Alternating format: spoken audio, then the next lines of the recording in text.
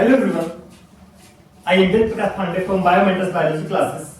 Today we are going to discuss about Hardy-Weinberg principle or theorem. Hardy-Weinberg principle और theorem एक mathematical equation के और binomial extension के रूप में दिया गया था हार्डी एंड वेनबर्ग द्वारा।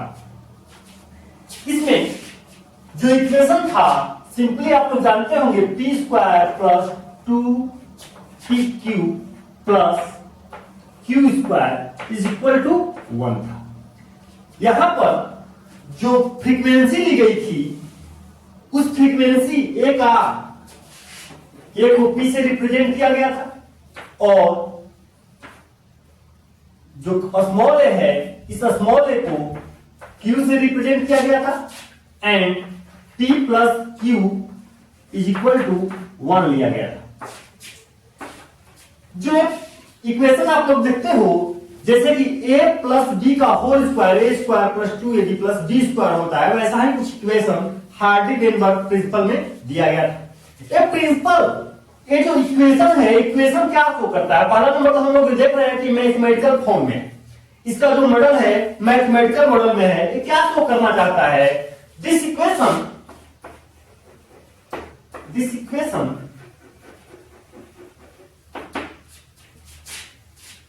provides a mathematical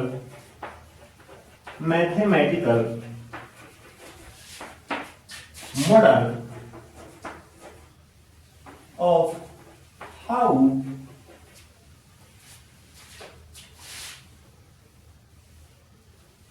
genetic equilibrium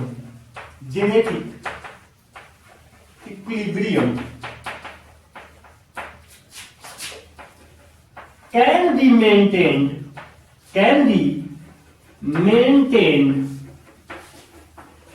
in a gene pool। Genetic equilibrium को जीन पूल में कैसे मेंटेन किया जाता है इस मैथमेटिकल इक्वेशन के द्वारा यही बताने की कोशिश की गई है। इसी चीज को एक्सप्लेन किया गया है, दिखाया गया है या शो किया गया है। पहला नंबर हम लोग को ये जानना होगा, जेनेटिक इक्विलिब्रियम भी जानना होगा और जीन पूल भी जानना होगा, बिकॉज आप लोग ये दोनों टर्म के विषय में नहीं जानते होंगे। तो पहले नंबर बाबू जेनेटिक इक्विलिब्रियम क्या है और जीन पूल क्या है जान लेते हैं। सबसे पहले जीन पूल क्या है? जीन पूल को मैं डिफाइन कर दे रहा हूं। Gene pool, what do you mean by gene pool? Gene pool क्या है? Sum total of genes in a population is known as sum total of genes in a population is known as gene pool, while genetic equilibrium क्या है?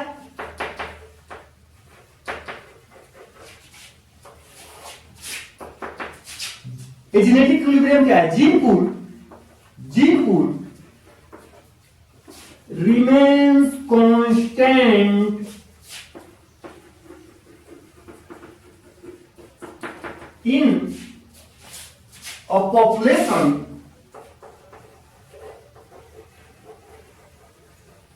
is known as genetic equilibrium।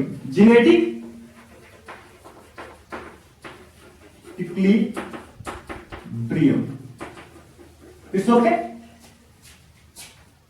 Total जो gene का सम है, जो यदि एक population का total gene को जोड़ दिया जाए तो उसी को क्या बोलते हैं? जीन पूल बोलते हैं। और यदि जीन पूल कांस्टेंट रह जाए किसी भी पॉपुलेशन में तो उसको क्या बोलते हैं? जेनेटिक इक्विलिब्रियम आप लोग केमिस्ट्री में भी पढ़े होंगे, ठीक है? व्हाट इज इक्विलिब्रियम, ठीक है। अब रही बात कि हार्डी-वेनबर्ग प्रिंसिपल में कहा क्या गया था, ऐसा क्या बात कहा गया था जिसके विषय में हम लोग पढ़ने वाले हैं, ठीक है। तो इनके जो हार्डी-वेनबर्ग का प्रिंसिपल है उसमें क्या बताया गया था और कौन कौन से इसमें कंडीशन लागू किए गए थे और कौन कौन से ऐसा फैक्टर है जो कि हार्डी-वेनबर्ग के प्रिंसिपल को अफेक्ट करता है। तो सबसे पहले बाबू हार्डी-वेनबर्ग के प्रिंसिपल में कहा क्या गया था, अकॉर्डिंग टू दिस प्रिंसिपल, और हार्डी-वेनबर्ग एटी की मतलब लीजिएगा, according to this principle alleles frequency, allele frequency according to Hardy-Weinberg principle, allele frequency remains constant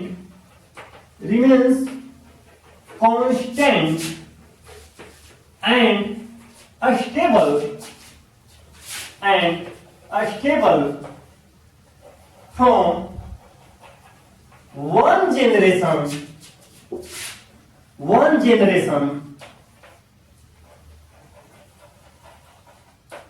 to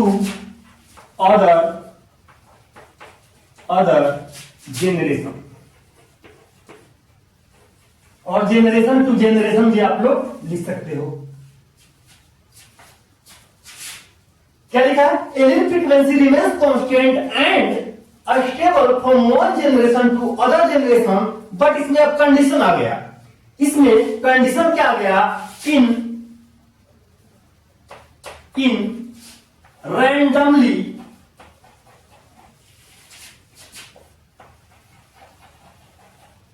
randomly mating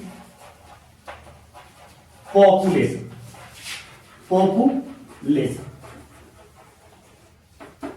clear है।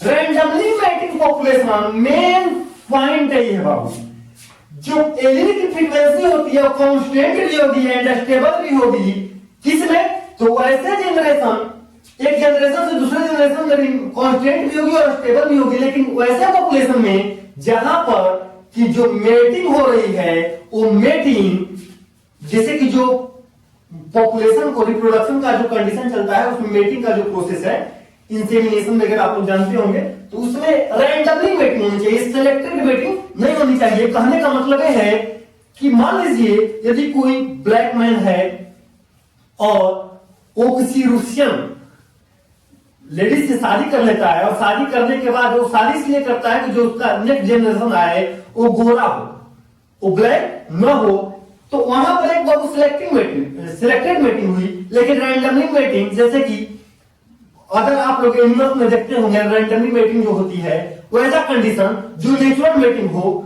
वैसे मेटिंग को रैंडमली मेटिंग कहा जाता है। तो ये रैंडमली जो मेटिंग था वो होना चाहिए, तभी हार्डी-वेनबर्ग प्रिंसिपल पर काम करता है, और जो एलिल्स की फ्रीक्वेंसी है वो कांस्टेंट भी होगा और स्टेबल भी होगा। अब रही बात एलील फ्रीक्वेंसी क्या है, तो सबसे पहले एलील जान लो आप लोग। Allele alternative form of gene होता है, alternative form of gene which are located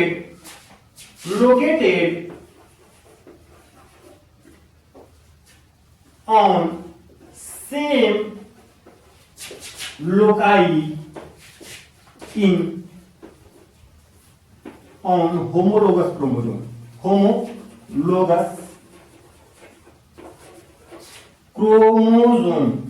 chromosome.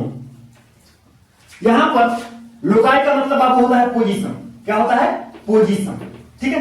और होमोलोगस क्रोमोसोम जैसे कि कैपिटल टी, स्मॉल टी, ये सब क्या है, होमोलोगस क्रोमोसोम है। जबकि हेट्रोलोगस क्या होगा,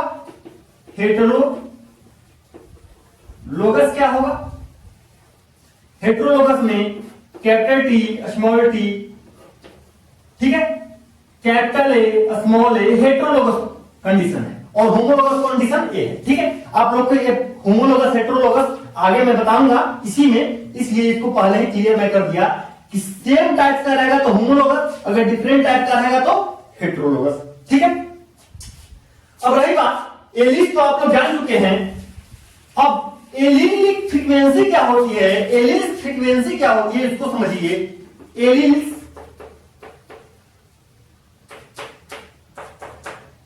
फ्रीक्वेंसी, एलील फ्रीक्वेंसी क्या होती है? एलील फ्रीक्वेंसी कहने का मतलब यह है, एलील फ्रीक्वेंसी क्या करता है, it's show the genetic diversity. ये क्या करता है बाबू, जो अनुवांशिक विविधताएं हैं, जेनेटिक डाइवर्सिटी जो है उसी को शो करता है। कहां पर, पॉपुलेशन में। It's show the genetic diversity in of, यहां पर बेहतर होगा यदि आप लोग स्मॉल पॉपुलेशन लिखें, स्मॉल पॉपुलेशन। आप लोग पॉपुलेशन भी लिख सकते हैं लेकिन स्मॉल पॉपुलेशन लिखना बेहतर होगा। ठीक है। सो द जेनेटिक डाइवर्सिटी ने और स्मॉल पॉपुलेशन, बिकॉज जब पॉपुलेशन छोटा होता है तो जेनेटिक फ्रीक्वेंसी रैपिडली हो जाती है। ठीक है। और जब पॉपुलेशन बहुत बड़ा होता है तो एलीलिक फ्रीक्वेंसी बहुत लेट से होती है, इसलिए यहां पर स्मॉल पॉपुलेशन मैंने लिखा है। ठीक है। एलील्स क्या होता है, अल्टरनेटिव फॉर्म ऑफ जीन होता है which are located on same loci, एक ही पोजीशन को होते हैं। कहां पर, होमोलोगस क्रोमोसोम पर। और एलील फ्रीक्वेंसी क्या होती है, एलील फ्रीक्वेंसी जो अनुवांशिक विविधताओं को पॉपुलेशन में शो करता है, जो विभिन्नताएं बहुत तरह के डायवर्सिटीज को शो करने लगता है पॉपुलेशन में, उसी को क्या बोलते हैं, एलील फ्रीक्वेंसी बोलते हैं। आई होप ये क्लियर होगा। ठीक है। चलिए, आप लोग जितना भी लिख रहे हो उसको नोट करते जाइए और वीडियोस को 2 बार हो सके तो देखिए, तभी एक क्लियर, क्रिस्टल क्लियर कॉन्सेप्ट हो जाएगा इसका। ठीक है।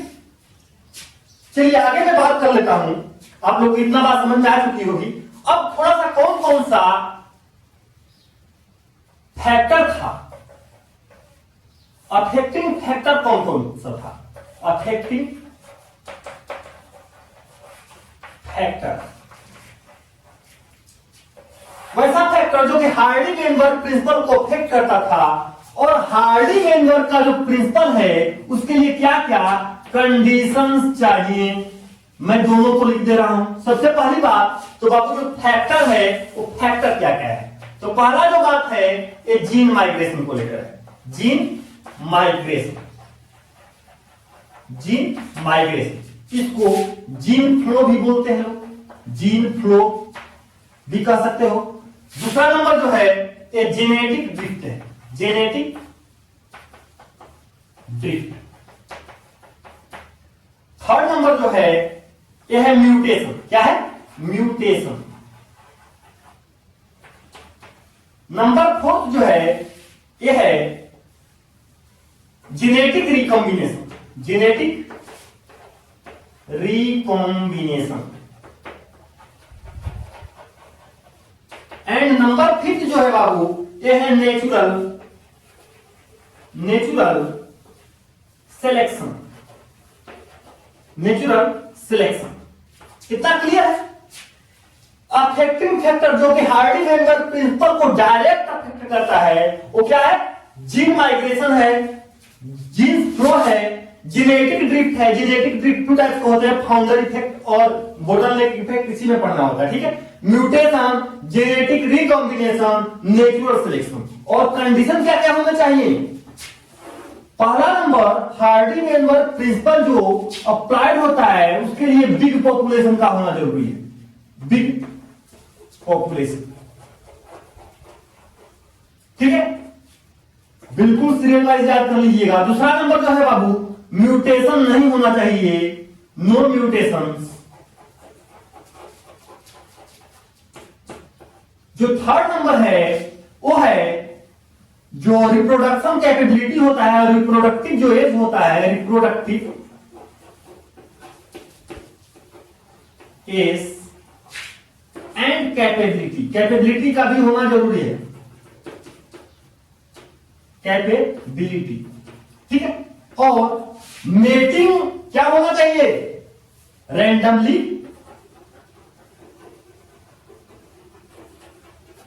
मेटिंग होना जरूरी है। ठीक है, ये 4 टाइप्स के जो कंडीशन है और 3 टाइप के जो अफेक्टिंग फैक्टर है, इसको आप लोग याद कर जाना। पहला नंबर बिग पॉपुलेशन का होना जरूरी है। बिग पॉपुलेशन में ही पता चलता है, स्मॉल पॉपुलेशन में एलिलिक फ्रीक्वेंसी रैपिडली होती है। ठीक है, नो म्यूटेशन, म्यूटेशन नहीं होना चाहिए, मतलब क्रोमोसोमल म्यूटेशन भी नहीं होना चाहिए और पॉइंट म्यूटेशन भी नहीं होना चाहिए। रिप्रोडक्टिव एज एंड कैपेबिलिटी, जो पॉपुलेशन में रिप्रोडक्टिव एज का होना जरूरी है, रिप्रोडक्शन का होना जरूरी है और रिप्रोडक्शन करने की कैपेबिलिटी का भी होना जरूरी है, क्षमता होनी चाहिए। रैंडमली मेटिंग, सिलेक्टेड मेटिंग नहीं होना चाहिए, मैटिंग किसी से भी रैंडमली हो जाना चाहिए। स्पेसीज का एक स्पेसीज अपने ही स्पेसीज में किसी भी इंडिविजुअल से रैंडमली मेटिंग करना चाहिए। दूसरी नंबर जो बात कर लेते हैं अफेक्टिंग फैक्टर की, कौन कौन सा ये फैक्टर है, इसको आप लोग कंडीशन के तौर पर याद रखें। मैं तब तक कोशिश कर रहा हूं कि जो बाइनोमियल एक्सपेंशन है उसको आप लोग को समझाते चलो। बाइनोमियल एक्सपेंशन क्या है, जो इक्वेशन दिया गया था वो इक्वेशन क्या है। ठीक है, क्योंकि बच्चे वहीं पर क्लियर उनको नहीं हो पाता है कि बाइनोमियल एक्सपेंशन ने क्या दे दिया है, बायोलॉजी में मैथ को डाल दिया है। ठीक है, आप लोग को मैं यही बताने की कोशिश कर रहा हूं। ठीक, चलिए इतना को नोट कर लीजिए आप लोग।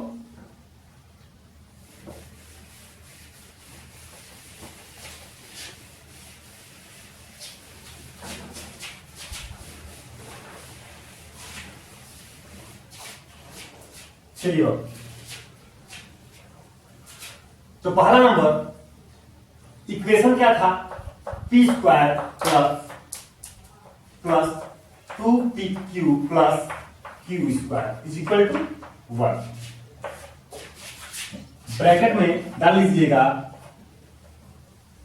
ए को रिप्रेजेंट करने के लिए पी को लिया गया है, स्मॉल ए को रिप्रेजेंट करने के लिए क्यू को लिया गया है और P प्लस क्यू को रिप्रेजेंट करने के लिए P plus Q is equal to 1 लिया गया है। ठीक है, अब पूछोगे कि सर यहां पर A और A कहां से आ गया, यहां पर तो केवल P है, तो बाबू डोमिनेंट एलील को, डोमिनेंट अगर आपसे कोई बोल दे कि बाबू डोमिनेंट एलील को शो करो, डोमिनेंट, तो डोमिनेंट को शो करने के लिए हम लोग कैपिटल लेते हैं और रिसेसिव को शो करने के लिए हम लोग स्मॉल लेते हैं। तो यहां पर एलिल्स की फ्रीक्वेंसी ही तो देखनी है, तो कैपिटल जो ए है, कैपिटल ए डोमिनेंट को शो करता है, डोमिनेंट एलील को शो करता है। ठीक है, और वही स्मॉल ए रिसेसिव एलील को शो करता है। मैं आर शॉर्टकट में लिख दिया हूं। ठीक है, और P plus Q is equal to 1। अब क्या मतलब है P plus Q is equal to 1? बाबू P भी क्या है, यहां पर एलील ही है, डोमिनेंट एलील वाला P है और A क्या है, A भी रिसेसिव एलील वाला है। तो ये कहा गया है जो डोमिनेंट एलील और रिसेसिव एलील पॉपुलेशन में जितने होते हैं उनका अगर सम कर दिया जाए, सम टोटल कर दिया जाए तो ये क्या हो जाएंगे, तो इसका वैल्यू 1 आएगा। मतलब एनसीईआरटी ने सीधा सीधा लाइन लिख रखा है, sum total of alleles frequency is equal to 1। Clear? Sum total of allele frequency is equal to 1. So P plus Q is equal to 1 because P is dominant allele and Q is recessive allele. So dominant allele plus recessive allele in a population is equal to 1. Clear? चलिए मैं थोड़ा सा इसको describe कर दूं यहां पर कि कैसे आप लोग समझ पाएंगे। यहां पर आप लोग को यह बात नहीं समझ में आ रही कि 2pq कहां से आ गया, क्योंकि एनसीईआरटी ने इसको भी क्लियर नहीं लिखा है। ठीक है, मैं इसको समझाने की कोशिश करूंगा। चलो, यहां पर जो P स्क्वायर है, मैं पहले P को लेता हूं। यहां पर देखो फ्रीक्वेंसी ऑफ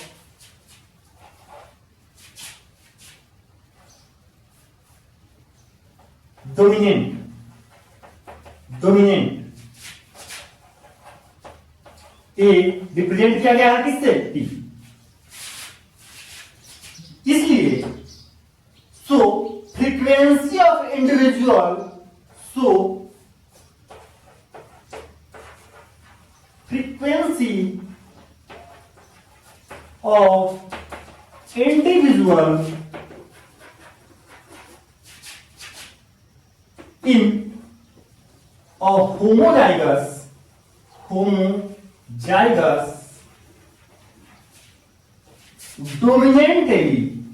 dominant allele। अब यहां पर एक था बाबू, लेकिन होमोजाइगस कंडीशन आ गया तो मैंने बताया कि या तो कैपिटल ए लेंगे या स्मॉल ए लेंगे। तो हमको यहां पर किससे रिप्रेजेंट करना है? कैपिटल ए से रिप्रेजेंट करेंगे कि नहीं करेंगे? क्योंकि होमोजाइगस कंडीशन आ गया है। हेट्रोजाइगस कंडीशन आता तो कैपिटल ए स्मॉल ए होता है, ठीक है। तो इसको जब एक ए था तो एक लिए 1 पी लिए थे, तो यहां पर दो ए है, इसके लिए क्या लेंगे? पी इंटू पी हो जाएगा कि नहीं हो जाएगा? तो इसको पी स्क्वायर लिख सकते हैं हम लोग, क्लियर है।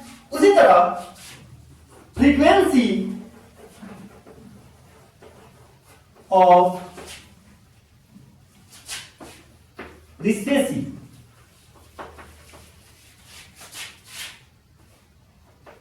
तो स्मॉल ए होगा, एलील है, इसका फ्रीक्वेंसी क्या होगा? क्यू होगा। सो फ्रीक्वेंसी ऑफ, श्रीजा बाबू समझ में आ रहा है? Frequency of recessive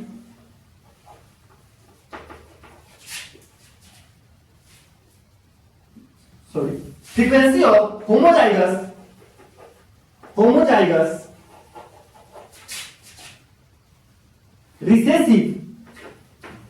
recessive allele, frequency of homozygous,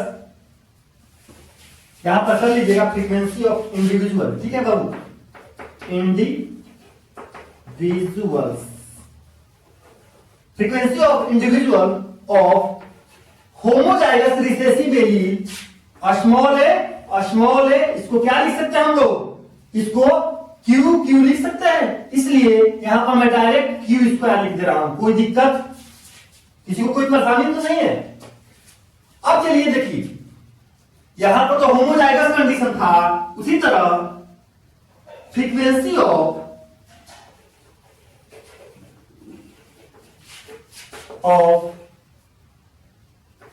capital A small A P Q, ठीक है। कैपिटल ए स्मॉल ए क्या है? हेट्रोजाइगस कंडीशन है। इसको क्या लिखेंगे बाबू? पी क्यू लिख सकते हैं।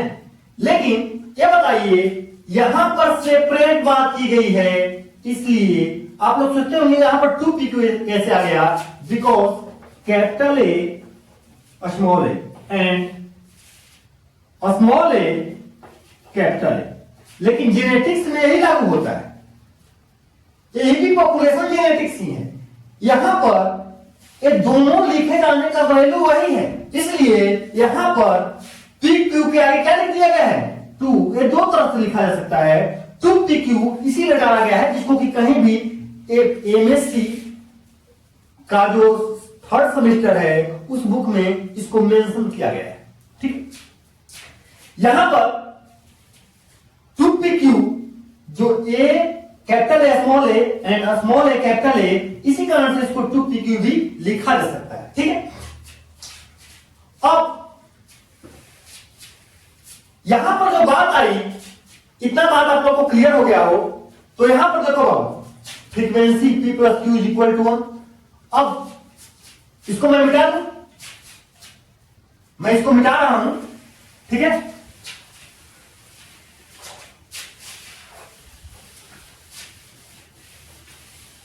अब ये बताइए, a square plus sorry a plus b का whole square is equal to a square plus 2ab plus b square. मान लीजिए मैं यहां पर वैल्यू 1 रख दूं, तो 1 का square is equal to a square plus 2ab plus b square. कोई दिक्कत? सेम ऐसे ही मान लीजिए मैं यहां पर p प्लस क्यू का होल स्क्वायर लिख दूं is equal to p square plus 2pq plus q square is equal to 1। तो यहां पर p प्लस क्यू का वैल्यू कितना है 1, तो 1 का स्क्वायर लिख सकता हूं p square plus 2pq plus q square is equal to 1। अब 1 का अगर स्क्वायर भी कर देंगे तो ये कितना आ जाएगा 1 ही आएगा। ठीक है। रही बात कि P का और Q का ये दोनों का वैल्यू जोड़ने पर 1 आना चाहिए, नहीं तो पॉपुलेशन में जो एलिलिक फ्रीक्वेंसी है वो निकालना सही नहीं है। अगर वो सही नहीं निकलेगा तो कभी भी 1 नहीं आएगा। इस पर मैं क्वेश्चन भी आपको बताऊंगा। ठीक है। P प्लस Q का वैल्यू कितना आना चाहिए इक्वल टू 1 आना चाहिए। एलिलिक फ्रीक्वेंसी कभी भी 1 से कम नहीं हो सकती और 1 से ज्यादा नहीं हो सकती। इसी बाइनोमियल एक्सटेंशन ये क्या है बाइनोमियल एक्सपेंशन। ठीक है। बाइनोमियल एक्सपेंशन इसका मतलब होता है द्विपद। ठीक है। द्विपद एक्सटेंशन का मतलब फैलाव विस्तार, इसका डेरिवेशन। ठीक है। इसी को A2PQ भी समझ में आ गया। ये सारे जो इक्वेशन है इक्वेशन समझ में आ गए हैं। अब रही बात मैं जेनेटिक ड्रिफ्ट वगैरह को बता दे रहा हूं। तो सबसे पहला जो कंडीशन था, पहला फैक्टर जो था वो जीन फ्लो का था। जीन फ्लो और जीन माइग्रेशन यही था। तो जीन फ्लो क्या था बाबू एलील्स का फ्लो। हो सकता है दूसरे जनरेशन में जाने वाला एलील गेन भी हो जाए और लॉस भी हो जाए, इसके ऊपर कैरेक्टर बदल जाएंगे। इसलिए जो पॉपुलेशन में जेनेटिक इक्विलिब्रियम को कांस्टेंट एंड स्टेबल रहना था वो स्टेबल नहीं रह पाएगा। एलील जाएंगे, कैरेक्टर बदल जाएंगे, जैसे कि जीन और एलील। पहला नंबर है बाबू जीन और दूसरा बात है एलील। ये जीन और एलील में डिफरेंट क्या है? पहला नंबर मान लीजिए मैं हाइट को लेकर बात करूं, तो हाइट एक तो टॉल हो जाएगी, एक मीडियम हाइट वाले पर्सन होते हैं और एक स्मॉल होते हैं, नाटे होते हैं। ये हाइट जीन है। ये क्या है? ये जीन है। और इसमें जो एलील्स है वही कैरेक्टर को रिप्रेजेंट कराते हैं। एक टॉल बना दिया मान लीजिए कैपिटल ए, एक मीडियम बना दिया मान लीजिए स्मॉल ए, और एक स्मॉल बना दिया मान लीजिए कर्सिव ए। ये एलील है। बात समझ में आ रही है? जीन और एलील में फर्क क्या है? Alternative form of gene which based on or which is located on same loci on the homologous chromosome is known as allele। यही एलील है बाबू। 3 टाइप्स के जीन में 3 टाइप्स के कैरेक्टर ला दिए, एक टॉल वाला, एक मीडियम वाला और स्मॉल वाला। यही जीन है। और हाइट का जो कंडीशन है वो जीन पर ही पॉसिबल है कि जीन जैसा चाहेगा वैसा ही हाइट का कंडीशन होगा। तो जीन में एलील्स की बात की जा रही है। ठीक। जेनेटिक फ्लो में क्या होगा? या तो एलील गेन होंगे या लॉस होंगे। पहला number generation to generation, 1 generation to next generation और अदर जनरेशन। दूसरी बात जो था इसमें, जेनेटिक, आप लोग देख लीजिएगा अपना कैसे कैसे है जेनेटिक रिकॉम्बिनेशन। ठीक है। जेनेटिक रिकॉम्बिनेशन कैसे है? आप लोग क्रॉसिंग ओवर पढ़े होंगे। क्या? Crossing over.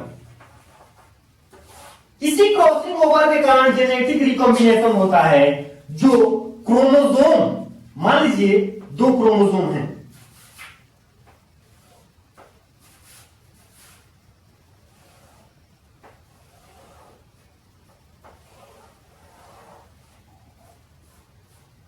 मान लीजिए एक क्रोमोसोम हो गए और दूसरा क्रोमोसोम ये हो गया। ठीक है। अब जब इसमें क्रॉसिंग ओवर हुआ, क्रॉसिंग ओवर हुआ तो इसका वाला पार्ट जो है, ये वाला जो पार्ट है, और मैं क्रॉस करके शो कराना चाह रहा हूं, ये वाला जो पार्ट है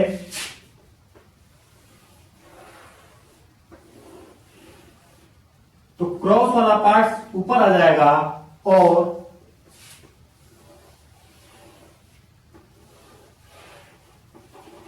वो वाला पार्ट नीचे आ जाएगा, मतलब कि दोनों बदल जाएंगे। यही कंडीशन क्या है, कुछ कैरेक्टर, इसका कुछ पार्ट इसमें आ गया और इसका कुछ पार्ट इसमें आ गया, तो दोनों का नया कॉम्बिनेशन हो गया कि नहीं हो गया। यही क्रॉसिंग ओवर है, जो कि जेनेटिक रिकॉम्बिनेशन भी अगर होता है पॉपुलेशन में तो जेनेटिक इक्विलिब्रियम कांस्टेंट और स्टेबल नहीं रह पाती। ठीक है, थर्ड बात जो है बाबू,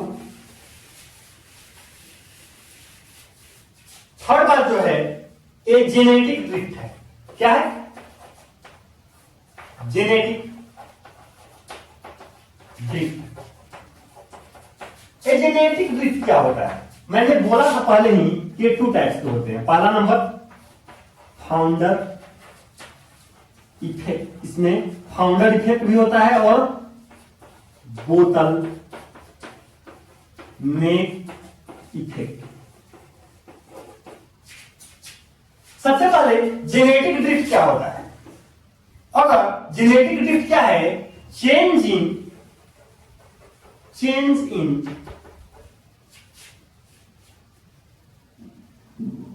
Alice frequency, change of alleles frequency in a small population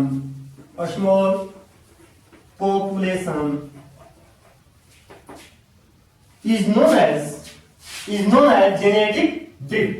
genetic drift क्या है? जो एलिस फ्रीक्वेंसी और स्मॉल पॉपुलेशन में चेंज करता है उसी को जेनेटिक ड्रिफ्ट मतलब ढाल हो जाता है, बहुत जल्दी से फ्लैक्चुएट कर जाना ही क्या है? जेनेटिक ड्रिफ्ट होता है। और इसको रैंडमली चेंज भी आप लोग लिख सकते हो, randomly change in alleles frequency in a small population or randomly change of allele frequency in a small population is known as genetic drift। अब बात रही फाउंडर इफेक्ट की। फाउंडर इफेक्ट, मान लीजिए एक पॉपुलेशन है, ये बहुत बड़ा पॉपुलेशन है और इसी पॉपुलेशन में जो मेंबर हैं, इसमें मान लीजिए 100 मेंबर प्रेजेंट हैं। इस पॉपुलेशन में 100 मेंबर प्रेजेंट हैं और इसमें से 10 मेंबर निकलकर, इसमें मान लीजिए 100 मेंबर है, इसमें कितने हैं? 100 मेंबर हैं और इसमें से 10 मेंबर निकलकर एक नया कॉलोनी बना लें, एक नया कॉलोनी बना लें और न्यू कॉलोनी में रहना स्टार्ट कर दें। तो यही क्या है? फाउंडर इफेक्ट है। ये क्या है? Founder effect. मतलब एक ओरिजिनल कॉलोनी से बाहर निकलकर, ओरिजिनल कॉलोनी के ही मेंबर ओरिजिनल कॉलोनी से बाहर निकलकर एक न्यू सेपरेट कॉलोनी बनाते हैं और उसी में रहना स्टार्ट कर देते हैं। इसी को क्या बोलते हैं? Founder net effect. ये भी पॉपुलेशन पर और जेनेटिक इक्विलिब्रियम पर इफेक्ट डालता है। दूसरी बात है बाबू बोतल नेक इफेक्ट। दूसरी बात क्या है? बोतल नेक इफेक्ट। पहला नंबर तो आप लोग बोतल बनाना सीख जाओ। चलो मैं भी कोशिश करता हूं, मेरे को भी बोतल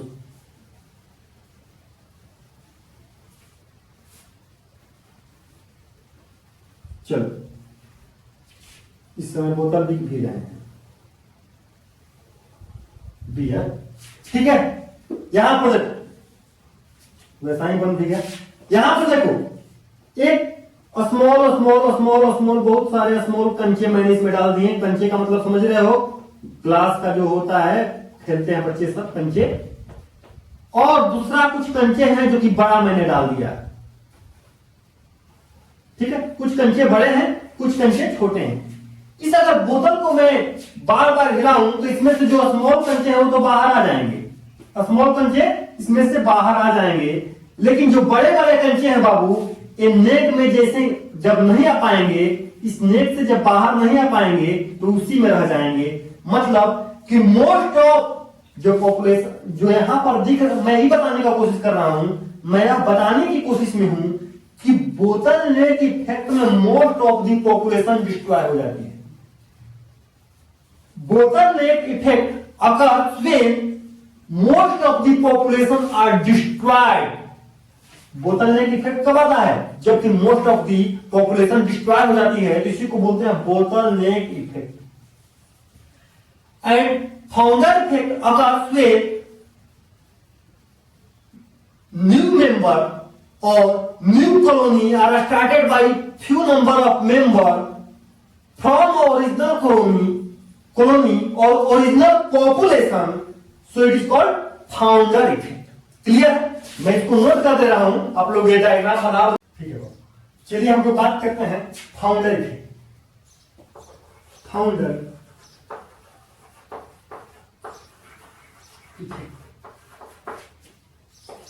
फाउंडर इफेक्ट जेनेटिक ड्रिफ्ट का पहला। फाउंडर इफेक्ट क्या होता है, ये कब घटता है, ऐसा इवेंट कब आता है? इट अकर्स when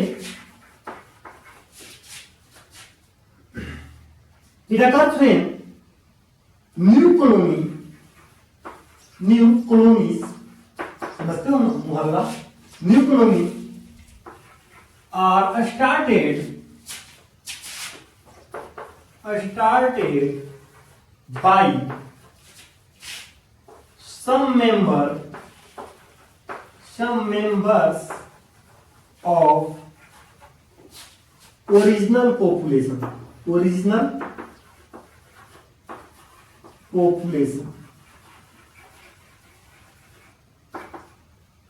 जब ओरिजिनल पॉपुलेशन जो पहले से मौजूद पॉपुलेशन है उसी के कुछ मेंबर्स निकल कर एक न्यू कॉलोनीज बनाते हैं और उसी में अपना लाइफ स्टार्ट कर देते हैं, तो उस कंडीशन में का जो इवेंट होता है उसको फाउंडर इफेक्ट बोला जाता है। फाउंडर का मतलब होता है संस्थापक। फाउंडर का मतलब क्या होता है? संस्थापक। मतलब पहले से जो व्यवस्थित पॉपुलेशन है उसमें से यदि कोई न्यू कॉलोनीज बनाने की कोशिश करे, ओरिजिनल पॉपुलेशन का ही मेंबर्स कोई न्यू कॉलोनी बनाने की कोशिश करे, तो उसी क्या बोलते हैं? फाउंडर इफेक्ट बोलते हैं। Means it occurs when new colony are started by some members of original population. ठीक।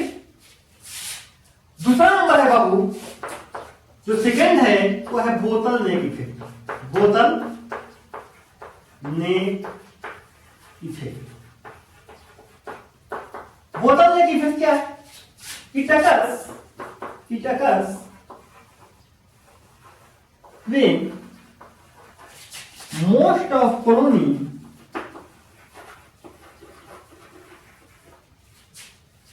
or most of population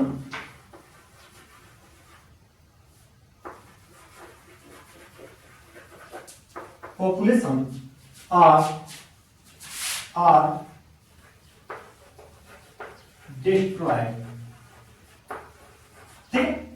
जब किसी भी समाज में, सोसाइटी का मोस्ट ऑफ दी जो पॉपुलेशन है, या मान लीजिए कोई एक गांव है, वहां का जो पॉपुलेशन है उसमें से मोस्ट ऑफ दी पॉपुलेशन यदि डिस्ट्रॉय हो जाए, कोई एरिया का most of the population destroy हो जाए, तो एक कंडीशन में, इस कंडीशन में इसी को क्या बोलेंगे? बोतल नेक इफेक्ट बोलेंगे। जैसा कि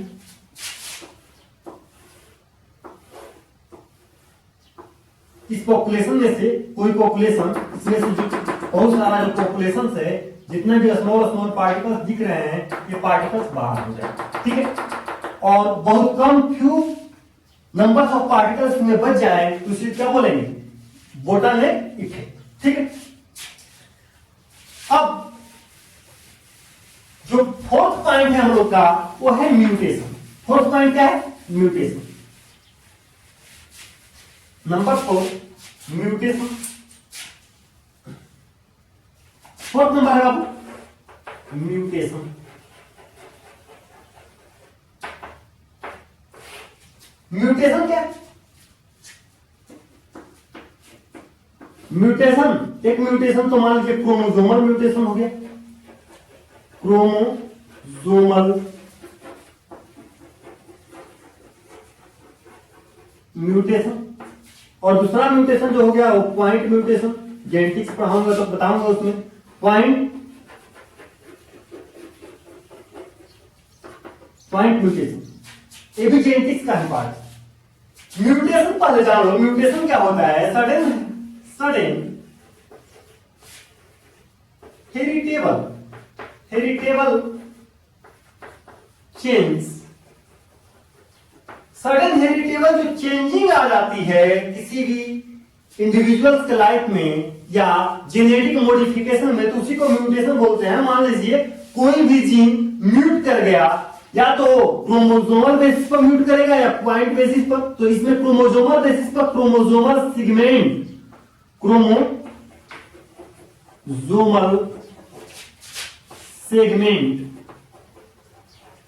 इसमें जब चेंजिंग होती है, क्रोमोसोम के सेगमेंट में जब चेंजिंग होती है, तब उसको क्रोमोसोमल म्यूटेशन बोलते हैं। जबकि only one base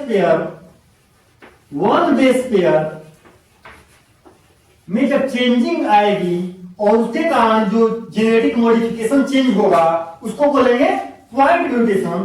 chromosomal mutation और पॉइंट म्यूटेशन में डिफरेंस है। इसमें पूरे क्रोमोसोम में से कोई एक सेगमेंट ही पूरा चेंज कर जाएगा, जबकि पॉइंट म्यूटेशन में एक पॉइंट पर, केवल एक पॉइंट पर एक बेस पेयर ही केवल चेंज होगा, उसी को बोलते हैं पॉइंट म्यूटेशन। ठीक है।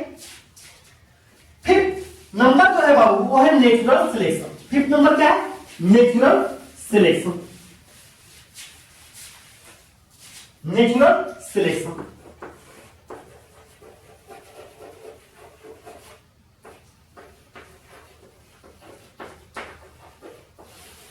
फिफ्थ नंबर है नेचुरल सिलेक्शन। ये नेचुरल सिलेक्शन क्या है? तो नेचुरल सिलेक्शन जो डार्विन ने बताया था, सर्वाइवल ऑफ फिटेस्ट होना चाहिए, स्ट्रगल करने वाला इंडिविजुअल अगर नहीं रहेगा तो नेचर में सिलेक्ट नहीं होगा, ये सारे जो कंडीशन, ओवर प्रोडक्शन की कंडीशन होनी चाहिए। तो नेचुरल सिलेक्शन अगर हो रहा है तो जेनेटिक इक्विलिब्रियम क्या हो सकता है? कांस्टेंट। और यदि बहुत तेजी से नेचुरल सिलेक्शन हो रहा है, मतलब कि जो जितने भी पॉपुलेशन में से नया नया कैटेगरी के जो इंडिविजुअल को सिलेक्ट कर लिया जा रहा है, जैसे कि आप लोग एक डायग्राम देखे होंगे एनसीईआरटी में, ऐसा कुछ करके एक डायग्राम होगा।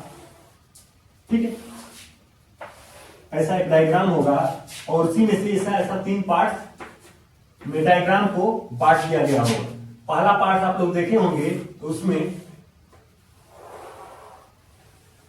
कुछ ऐसा कंडीशन होगा, सेकेंड पार्ट में जो कंडीशन होगा कुछ ऐसा होगा, एंड थर्ड पार्ट का जो कंडीशन है वो देखने में कुछ ऐसा होगा। ठीक है,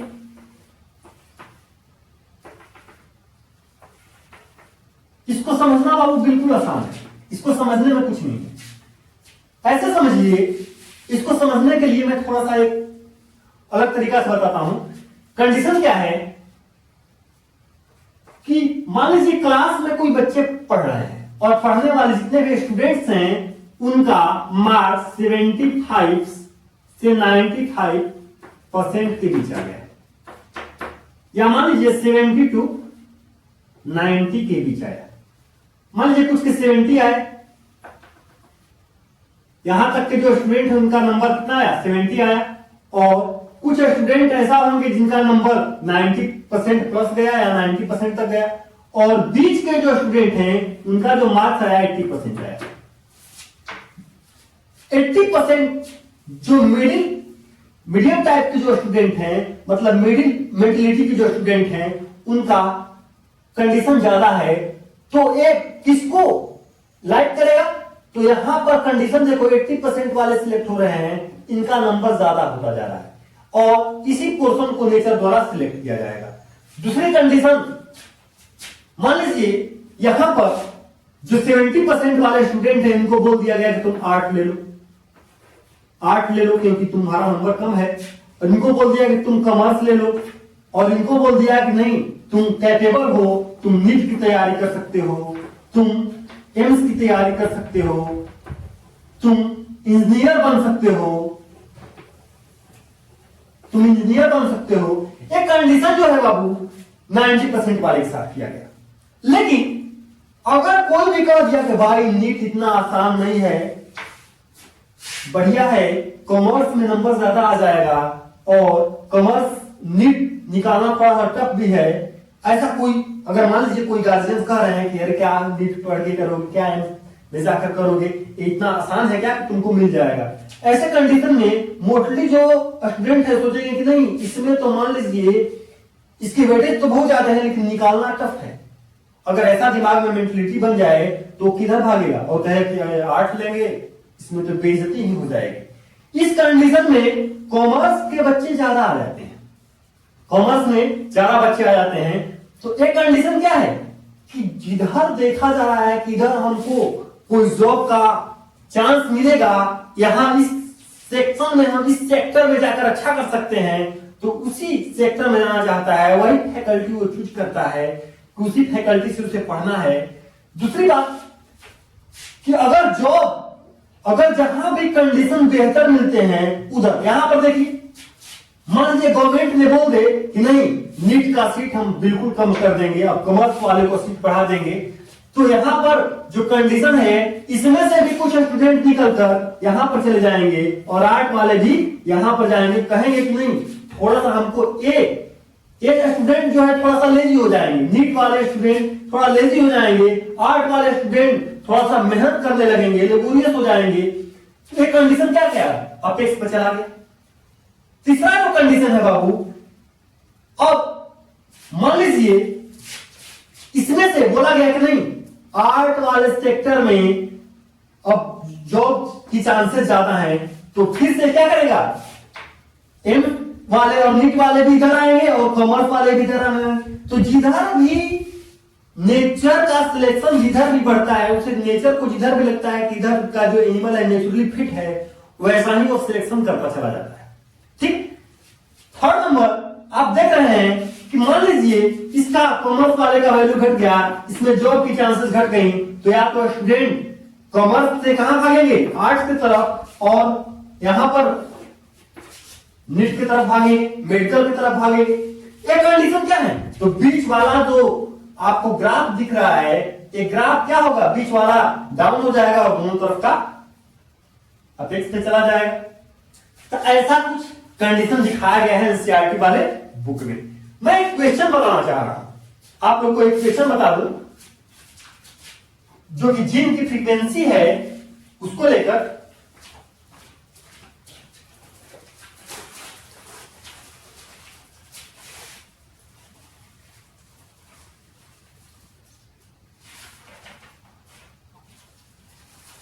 देखिए बाबू एक क्वेश्चन दिया हुआ है,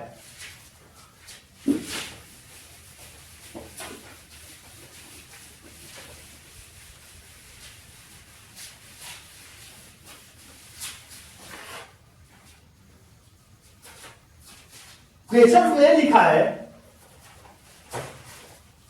in random population, in random population, doctor लिख दिया आप लोग के पास क्वेश्चंस का बुक हो तो उसमें दिया हुआ है random population frequency of recessive, frequency of recessive phenotypes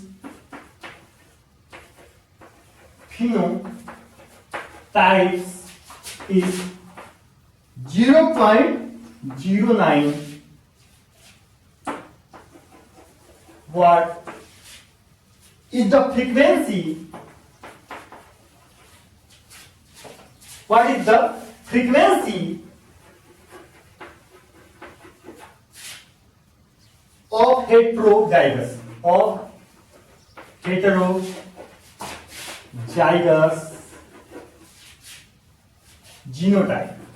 genotype. अब इस क्वेश्चन को हम लोग कैसे बनाएंगे? सबसे पहले इस क्वेश्चन को बनाने के लिए हम लोग को देखना होगा कि फिनोटाइप का जो कंडीशन है ये कितना है, 0.9।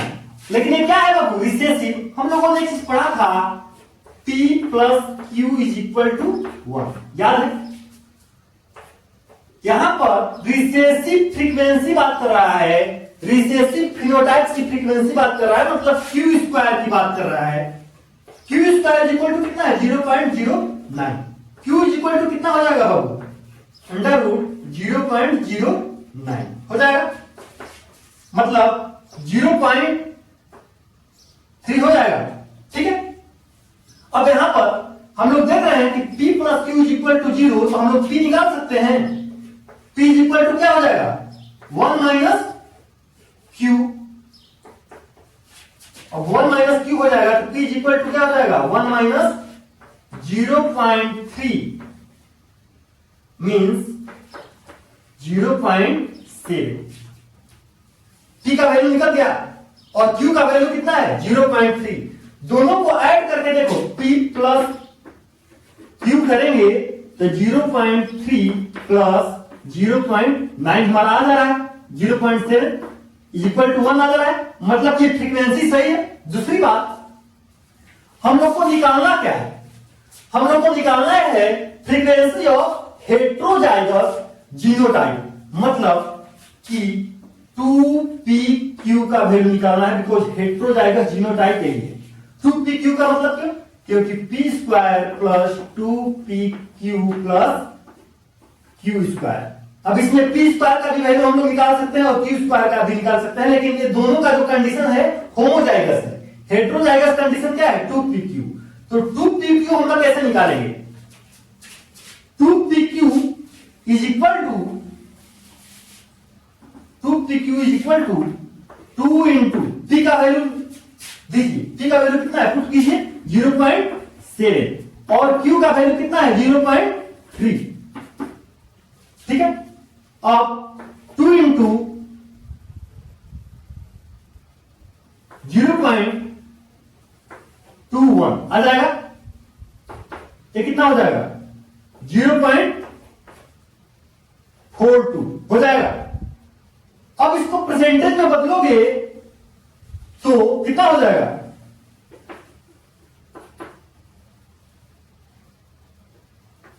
42%। परसेंटेज में बदल के देख लीजिएगा, मल्टीप्लाई करिएगा 42% आ जाएगा। ठीक है, तो अब फ्रीक्वेंसी ऑफ हेट्रोजाइगस जीनोटाइप कितना है, कितना परसेंट है 42% है। ऐसे करके इस पर क्वेश्चंस भी बन जाते हैं। ठीक है, हार्डी-वेनवर्थ प्रिंसिपल, थ्योरम और लॉ यही है। उम्मीद करता हूं आप लोग को बेहतर तरीका समझ में आ गया हो। अगर ना समझ में आया हो तो आप लोग कमेंट बॉक्स में कमेंट कर सकते हो, मैं कंसेप्ट क्लियर कर दूंगा। ठीक है, लेकिन बाबू फ्रीक्वेंसी क्या होता है, सारे के डिफिनेशन वगैरह को समझिए, बेहतर तरीका से याद करिए, तभी हार्डी-वेनवर्थ क्लियर होता है। ठीक है, थैंक यू बाबू।